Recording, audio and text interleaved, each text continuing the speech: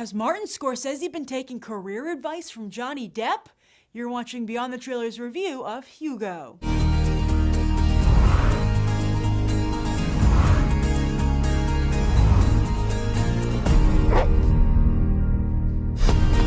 Go!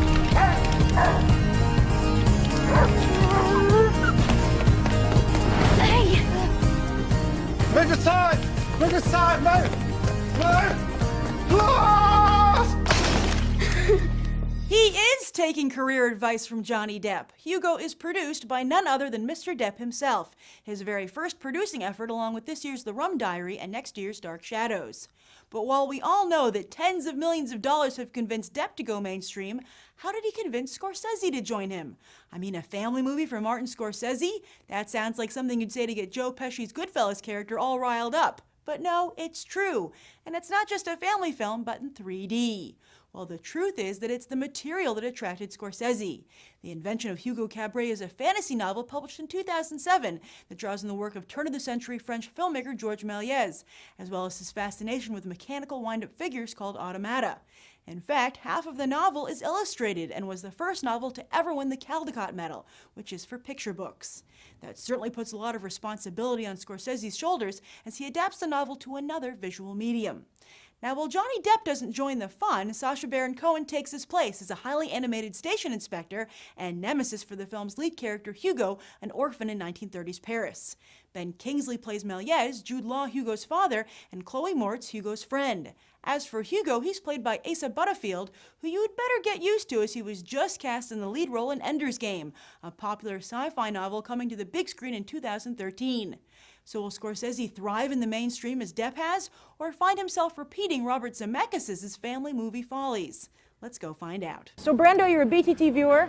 You can't always come out in the show. You came out today. How was Hugo? Surprisingly, was good. I loved it. Yeah? It's my second favorite movie of the year. What's the first? Tree of Life. Ah, My daughter just went back to Vienna where my son-in-law and my grandchildren are and so on. I needed something to lift my spirits. Oh, good. And Okay. this really did the trick. I thought it was great. oh, good. Okay, well, the trailer looks a little ho-hum, a little boring. Is the movie like that? There are slow parts, but I don't mind when a story takes a while to unfold. It's one of the worst trailers to one of the best films of the year. Oh, wow. So what did the trailer get wrong? What did they miss it? Well, the trailer makes it look very sentimental, very cloying, and it isn't. It earns its sentiment. And it's not a terrifically fast-moving movie in a way, but there are some very dramatic moments. The movie itself wasn't that good, but I think that the cinematography was great. The colors, the lighting, it was rich of elements, layers within the scene. So that added a plus. It was really about the love of film. Yeah.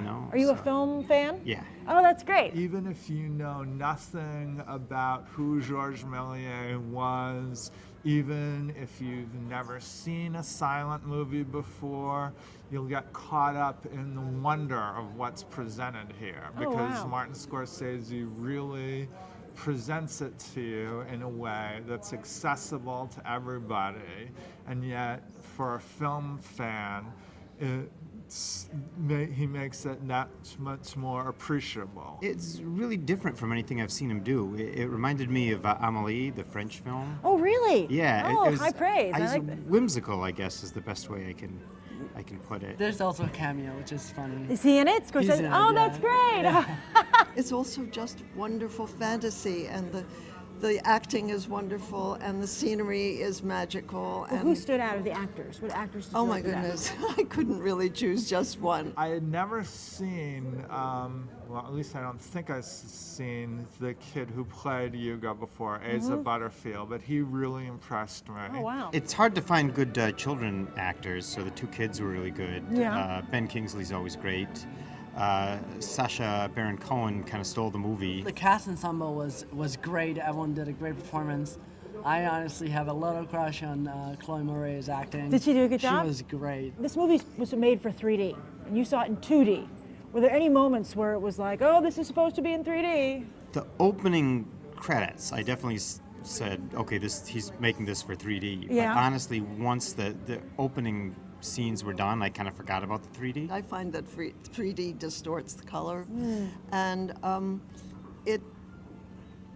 it's almost too much in your lap. I'm sure because Scorsese always takes the visuals seriously, that this is not, just a cheap knockoff like so many of the 3D movies being made are. So I'm sure people will be able to appreciate it in 3D, but even if, like me, you saw it in 2D, you'll still be able to appreciate it. Oh, good. Go see it if you have a free morning, but I'm sure there are many other movies that out there that are much better.